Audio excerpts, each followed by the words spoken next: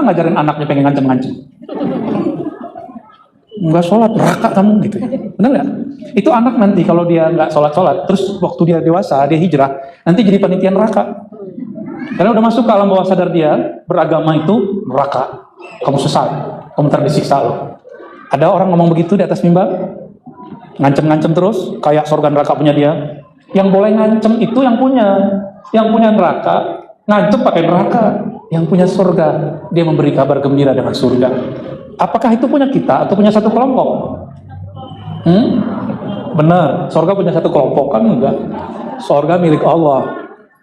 Surga milik, bukan milik satu kelompok. Allah itu Rabbul Alamin, pemilik alam. Allah itu pemilik kita. Ini alam bukan? Ini alam apa nih? Ini bagian dari alam bukan ini? Ya, sekarang pada sibuk di alam maya ya. Benar.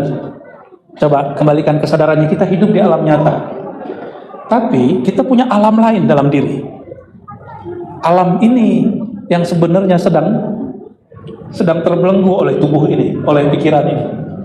Maka Imam Ibnu Madyan mengatakan, selama engkau angan-anganmu masih terikat dengan kata-kata penundaan, maka engkau tidak akan merasakan kesadaran bertuhan. Maksudnya apa? Nanti saya sholat, ya nanti kalau saya sudah anaknya gede, nanti saya tahajud. Nanti kalau anak saya sudah gede, saya sudah pensiun, nanti saya akan tinggal dekat masjid, 5 waktu ke masjid. Coba tanya orang pensiun, begitu nggak dia? Jarang saya ketemu. Kenapa? Karena dia suka nunda. Orang yang tabiatnya nunda di waktu muda, waktu tua itu jadi karakter. Dia akan nunda terus. Jadi mumpung masih segar, masih sehat ya, masih bisa datang, jangan tunda apa saja. Pekerjaan, tugas itu setiap hari akan turun dari langit.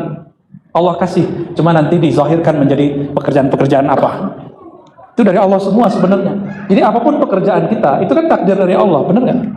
Kalau ada di alam ini sesuatu yang tidak Allah jamin, tidak Allah atur, berarti ada Tuhan selain Allah. Mungkin nggak? Kayaknya orang Bandung masih agak asing dengerin kata Tuhan ya. Kata Tuhan itu sudah ada sebelum kalian hijrah. Sudah ada sebelum nenek moyang kita berislam. Yang bawa itu ulama dari Timur Tengah, bawa ke sini.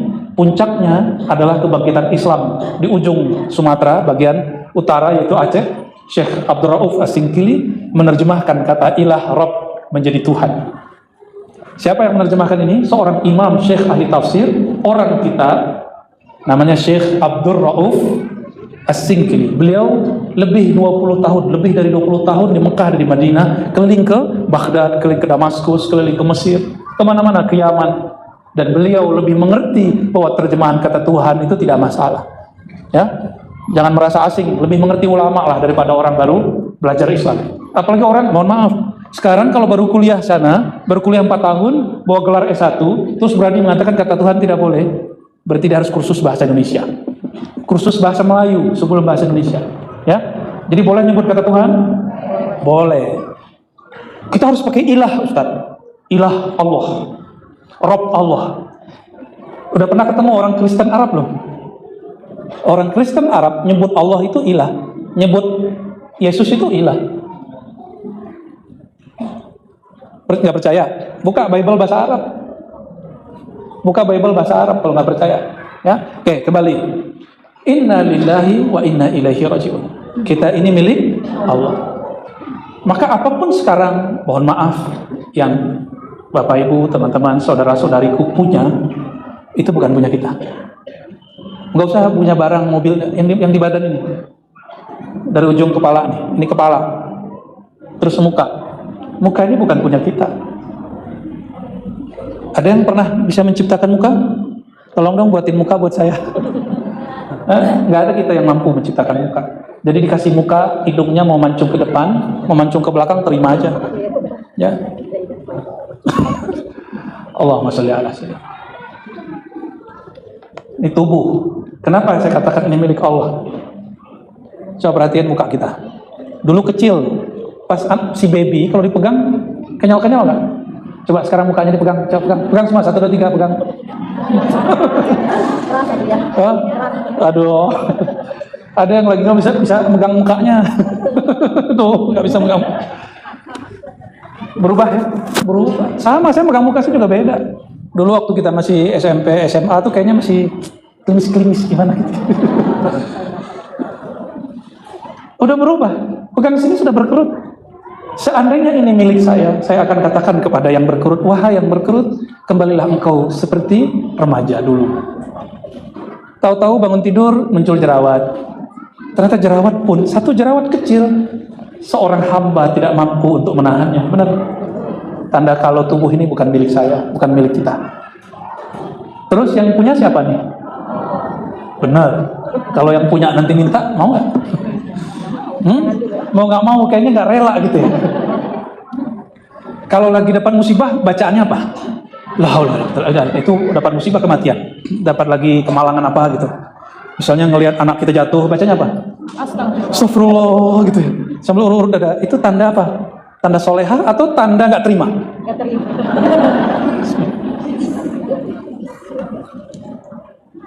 Dulu juga ada seorang imam begitu. Ada musibah terjadi di keluarganya, dia geleng-geleng baca gini. Ada juga yang solehah dikit. La ilaha illallah, la ilaha illallah, la ilaha illallah. Ada begitu? Kayaknya solehah. Padahal bukan, itu mengeluh. Untuk orang awam itu soleh. Mau begitu terus solehnya? Soleh itu bahasa Arab, artinya kecocokan zahir dan batin. Keselarasan zahir dan batin. Kita baca la haula wala quwwata illa billah, tapi batinnya nggak selaras. Baca astagfirullah tapi batinnya nggak selaras, itu belum soleh, belum solehah. Jadi solehah itu bukan berarti harus berpakaian apa, ya. Soleh itu contohnya, kalau kita pakai baju begini, cocoknya dalamnya kuning atau putih? Putih. Itu namanya solehun, bahasa Arabnya cocok. Ya, orang soleh itu bukan orang banyak sholat. Orang yang beragamanya selaras antara akhlaknya dan batinnya dan ibadahnya, terus itu selaras. Itu baru disebut soleh. Maka kalimatnya innalladzina amanu wa amilus sholihat. Orang-orang yang percaya, beriman dan wa amilus sholihat, dan mereka beramal amalan yang soleh. Had berarti banyak. Amalannya soleh dan pas. Itulah yang dikabarkan masuk surga. Kalau yang ngebom kemarin di Bandung, masih ingat? Ya, Itu dia nganggapnya jihad. Tapi dia jihad menurut dia tidak sesuai dengan jihad yang ada di Quran. Maka tidak disebut soleh. Ya. Lagi debat sesama muslim nih. Kesel pakai takbir, Allahu Akbar. Lagi debat masalah beda partai, beda pimpinan. Kesel, banting barang sambil takbir. Itu soleh nggak? Nggak soleh. Itu namanya menghina nama Allah SWT. Yang punya nama akan menghina engkau. Orang-orang yang menempatkan nama Allah tidak pada tempatnya, Allah akan menempatkan dia juga tidak pada tempatnya. Maka seorang hamba datang kepada wali Allah, bertanya, wahai Tuan Syekh, apakah posisiku tinggi di sisi Allah? Bagaimanakah makamku di sisi Allah? Apa jawaban seorang syekh ini? Wahai hamba Allah, jika engkau ingin tahu makammu, posisimu di mana di hadapannya, maka lihatlah nama dia di dalam dirimu, ayat-ayatnya dalam hidupmu, syariatnya dalam hidupmu, perintahnya, larangannya dalam hidupmu. Jadi kalau kita ingin mulia di sisi Allah, muliakan Allah dan ajarannya. Maka innalillah, kita ini milik Allah, milik Allah. Kalau satu saat Allah ambil, yang punya nama mengambil, yang punya tubuh mengambil. Cara ngambil barang, ada yang kasar, debt collector. Ada yang lembut. Ini analog. Ini semuanya kan terjadi dengan izin Allah. Ada yang dia ridho, ada yang tidak. Tapi semuanya izin Allah. Itu akidah Ahlussunnah wal Jamaah. Ini Ahlussunnah bukan? Akidah Ahlussunnah wal Jamaah mengatakan tidak ada satupun yang terjadi detik per detik. Bahkan jika detik itu dibagi lagi, semuanya terjadi dengan izinnya. Tapi tidak semua izinnya adalah ridhonya. Ada yang Allah izin, tapi Allah tidak ridho. Iblis itu Allah izinkan untuk kekal, tapi Allah tidak ridho iblis. Oke? Debt collector atau nggak usah debt collector, punya kreditan nggak? Ini wajah-wajah kayaknya sebagian ada yang punya kreditan ya. Bener ya? Alhamdulillah saya nggak punya. Kapok ya. Ngeredit jatuh tempo jam tanggal 10. Sebelum tanggal 10 nelponnya enak nggak? Assalamualaikum. Oke, assalamualaikum deh. Bapak Arazi, mohon segera dibayarkan. Kadang-kadang agak bagus. Bagaimana kabarnya? Kami dari bla bla bla bla bla ingin mengingatkan akan jatuh tempo tanggal sekian. Enak. Tapi kalau sudah harinya nggak juga bayar, gimana? Kalimatnya gimana? Oh, kalimatnya mulai kasar. Nggak juga. Udah sebulan 2 bulan kirim debt collector. Dulu debt collector di negeri ini agak ngeri-ngeri. Nggak tahu sekarang. Kayaknya sekarang sama aja deh. Ya, sama lebih kurang. Kalau punya motor mobil nggak bayar 3 bulan ditarik nggak? Tarik. Jika hak tubuh ini dan kewajibannya tidak ditunaikan, Allah akan ngambil dengan cara paksa. Allah maha memaksa. Bahasa Arabnya Al-Qahar atau Al-Jabbar? Apa beda Qahar dengan Jabbar? Ini masjid apa namanya Pak Pengurus? Al-Irsyad. Bukan Al-Qahar ya. Al-Jabbarnya sudah ada. Al-Jabbar itu yang maha mengubah secara instan. Itu Al-Jabbar. Yang maha merubah secara cepat. Pernah punya teman, dulu dia kata teman-teman sekelas, orang IQ-nya rendah. Tidak pernah juara, tapi sekarang pemilik beberapa perusahaan. Atau direktur, atau. Pernah punya teman begitu? Kita ngomongnya gimana? Ya Allah, dia kan dulu bego gitu. Iya, kalau bahasa Sundanya apa? Bego. Kayaknya jelek banget ya. Blow on gitu. Kalau orang Sunda pakai on, berarti banget ya. Dia kan dulu blow on ya. Tapi jika Allah mengubah, dia jadi bosnya orang-orang pinter. Nggak kuliah di luar negeri, tapi yang jadi manajernya, GM-nya, tamatan luar negeri.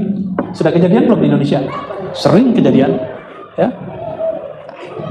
Maksud kami menyebutkan ini apa? Jika di alam semesta ini Allah sudah berikan tanda-tanda seperti ini, maka hukum ke langit begitu juga.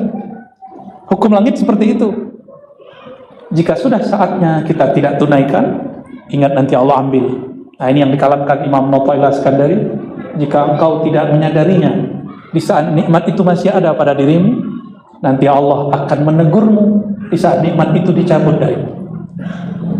Pilih mana? Sadar saat nikmat ada di badan, atau sadar ketika nikmat sudah pergi dari badan? Yang memandang betul mata, tapi sebenarnya yang memandang itu bukan mata. Cobalah lihat, ada orang matanya masih bagus tapi sudah nggak bisa melihat. Terlihatnya masih oke. Tapi kalau nggak pakai kacamata, coba buka kacamatanya Bu, burem, muka saja ada 2 ya. Nah, mumpung sekarang masih ada, mulai baca ayat, nggak usah banyak-banyak, ditadaburi. Ayat itu ada 2, ada ayat yang qadim, lalu Allah turunkan dengan huruf dan suara, namanya Mushaf Quran. Ada ayat alam semesta. Alam semesta itu bukan hanya daun, tapi juga kejadian seperti tadi. Orang yang telat bayar, nanti debt collector. Kenapa kekasih-kekasih Allah itu dijemput dengan penuh kasih mesra? Karena dia menunaikan kewajibannya. Karena dia menunaikan hak-haknya. Haknya tubuh. Jadi tubuh itu ternyata setiap hari berkalam, berdialog. Kaki ngomong ke tangan, tangan ke lidah, lidah, semuanya berbicara. Ada yang negur mata. Makanya coba perhatikan Bapak Ibu, kalau hati sudah dijaga, kita ngomong, kalau ngomongannya salah hati, perasaan itu mulai gak enak. Pernah ngalamin begitu? Itu yang ngomong ruh kita. Ruh ini di dalamnya ada nur, yang disebut nur Sayyidina Muhammad SAW.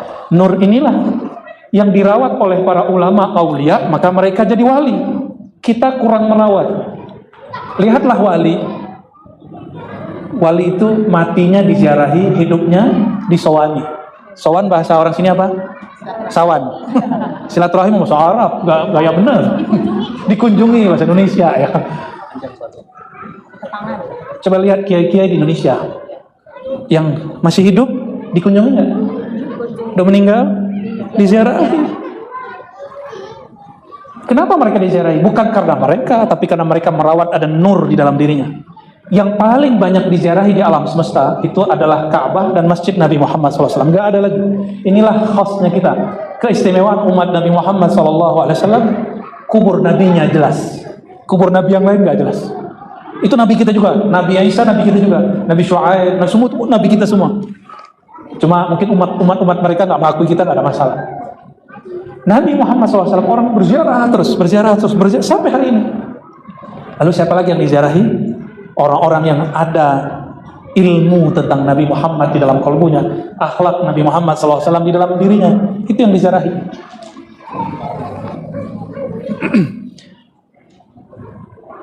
Inna lillahi wa inna ilaihi raji'un. Kami milik Allah. Seharusnya baca ini bahagia. Pernah punya orang, teman kita, orang keren, di hadapan orang banyak dia ngomong, ini temanku. Kita orang yang kere apa? Kere gitu. Orang yang nggak jelas deh. Ya. Kita ini orang nggak jelas, tapi kita dulu teman dekatnya. Dia lihat langsung dia, ini teman kecilku, tempat curhatku, tempat kami dulu main-main. Di hadapan orang dia ngomong begitu. Senang nggak?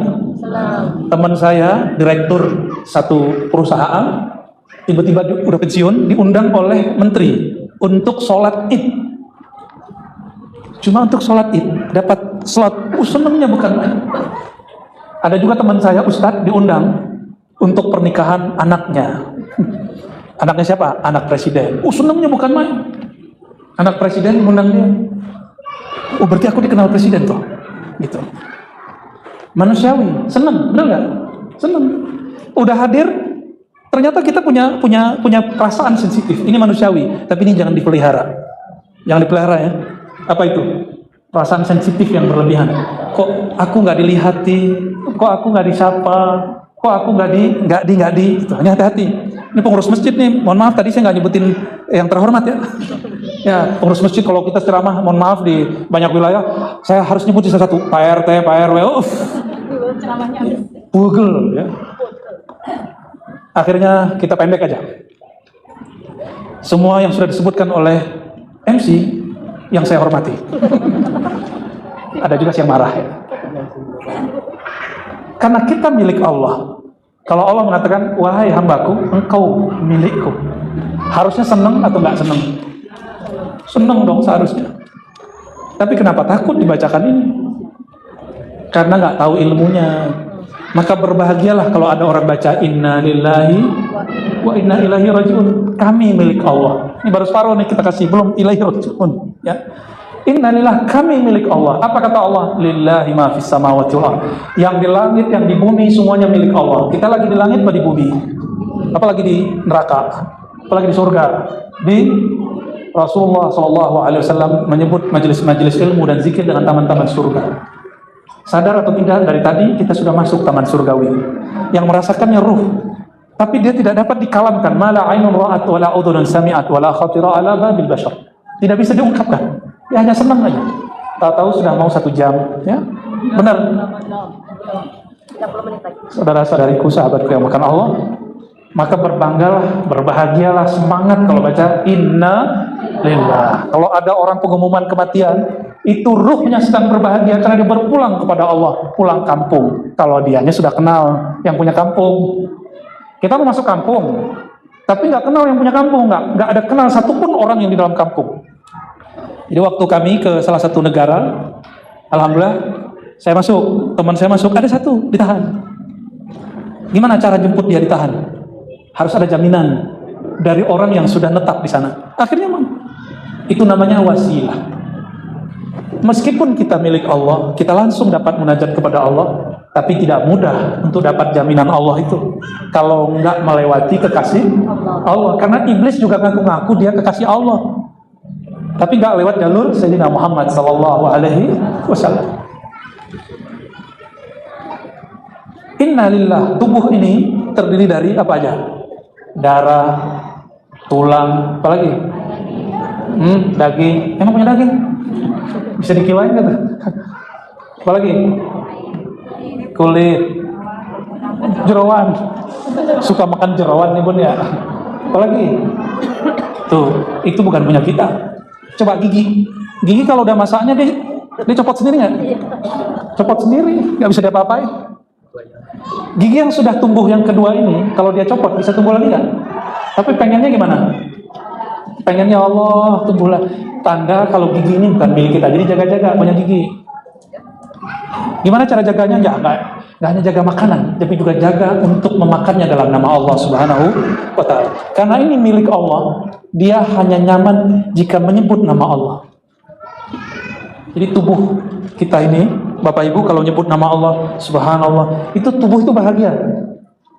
Coba baca subhanallah. Coba baca. Coba jangan lihat saya, merem. Ya, 1, 2, 3 merem. Subhanallah. Jadi kalau baca subhanallah itu jangan selalu, enggak ada efeknya. Subhanallah itu ada lafaz sin, subha. Ketika orang membuang ha, maka CO2 dia buangnya banyak. Lalu ditutup lagi subhanallah sampai habis. Semakin banyak di dalam ini kita nggak keluarin CO2, siap-siap penyakitnya banyak. Itu sebabnya orang berolahraga, nafas dia bolak-balik nggak masuk. Benar ya? Benar. Karena tubuh ini, tadi sudah kita sebutkan, maka ulama meringkas jadi 4 unsur. Ada yang disebut unsur tanah. Tubuh ini dari tanah. Berarti pulang kampung tubuh kemana?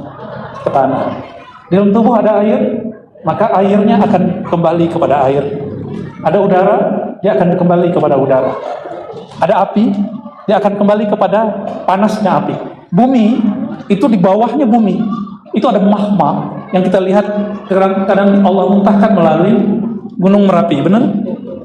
Jadi di bumi semuanya ada tanah, ada air, ada api, paling tingginya udara, itu disebut bumi. Dan semua yang di bumi itu Allah ciptakan jadi kita. Jadi kita ini bumi kecil, sedangkan alam ini bumi besar. Tapi dibalik oleh Imam Ibnu Athaillah As-Sakandari, alam ini manusia besar, kita ini alam kecil. Dibalik, bisa diulang? Alam semesta, langit, bumi, aras, semuanya disebut manusia besar, sedangkan kita disebut alam. Jadi di tubuh ini, di dalam dirinya ada semua alam. Ngaji begini berat atau asik? Berat apa asik? Berat tapi asik. Tuh, berarti nggak bodoh kan? Nggak bodoh kan? Mau nggak dibodoh-bodohin? Mau nggak selalu dikasih bahan yang ringan? Dikasih materi yang ringan terus, mau nggak? Mau nggak selalu setiap pengajian cuma materi yang bikin ketawa? Jangan. Sesekali materi yang bikin nangis. Sesekali yang nggak bikin nangis, nggak bikin ketawa, tapi membuat kita rindu kepada Allah Subhanahu wa Ta'ala. Itu caranya gimana? Innalillah. Pulangkan tubuh ini ke asalnya. Maka jangan terlalu repot dengan tubuh ini. Emang di tubuh ini begitu, salah makan dikit, salah makan, ya kan? Salah makan dikit, kolesterol naik. Ya, ribet tubuh ini. Makanya Allah kasih cara ringkas. Disuruh berpuasa, ringkas gak tuh? Rempong-rempong amat suruh puasa, selesai. Nah, ini mau dekat puasa, siap-siap. Ini bulan apa nih sekarang? Bukan, Arabnya. Ini sudah dijajah Belanda nih begini nih. Jumadil akhir, setelah Jumadil akhir apa? Rajab. Nah, ini ingat, Imam Sufyan Ats-Tsauri dan imam-imam yang lain mengatakan bulan puasa itu manen. Sya'ban itu nyabut rumput yang tumbuh dekat padi. Rajab nanem. Mulai puasa ya, bulan Rajab. Cuma nggak menggunakan hadis palsu. Bulan Rajab bulan haram, maka berpuasa di bulan haram dianjurkan. Bukan karena pahala 1 hari apa, 2 hari apa, enggak. Cukup puasa aja tanpa iming-imingan. Itu untuk orang yang belum kenal Allah. Yang belum kenal Allah harus dikasih. Anak kecil, kamu kalau nanti puasa 30 hari dikasih motor gitu. Ya, itu bocil. Ya, bocah cilik. Ini udah tua-tua, itu kalau buka jilbab pasti ada uban itu, ya. Ya kan? Pasti ada keriput-keriputnya lah. Pasti ada kekurangannya. Sudah, ini akan pulang. Dia akan pulang. Maka dia akan mulai rontok satu-satu. Dia kembali, gigi kembali ke tanah. Ya, mukanya yang tadi naik turun. Semua akan pulang. Kita pengen dia naik, padahal dia pengen pulang. Maka gelisah itu. Orang yang begitu gelisah. Mau hidup tenang, ikuti sunnatullah. Jalannya alam. Ya, jangan dilawan. Apabila tubuh kembali kepada tanah, terus yang kembali kepada Allah siapa? Ruhnya. Ruh bukan jadi Allah, jangan salah ya. Ruh bukan Allah. Ingat, ruh bukan bagian dari Allah, bukan partikel dari Allah. Ruh itu hanya disebut hembusannya. Hanya Allah yang tahu maknanya. Sudah pernah ketemu ruh? Ruhaninya udah pernah ketemu? Belum? Beneran? Terus gimana cara pulang ntar? Pantesan ketakutan ya, ntar ditemenin hantu lagi. Ya, tadi ada ambulan namanya hantu. Hantu apa tadi? Hantu abadi. Ngeri kali itu ambulan. Saudara-saudara yang Allah, apabila kita rindu pulang kampung, maka mulailah belajar merindukan kampung yang sebenarnya, kampung rohani.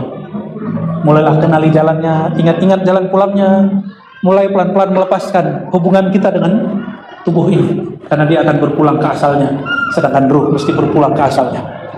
Selamat berpulang. Inna lillahi wa inna ilaihi rajiun. Itu kan? Udah gak takut kan? Coba senyum.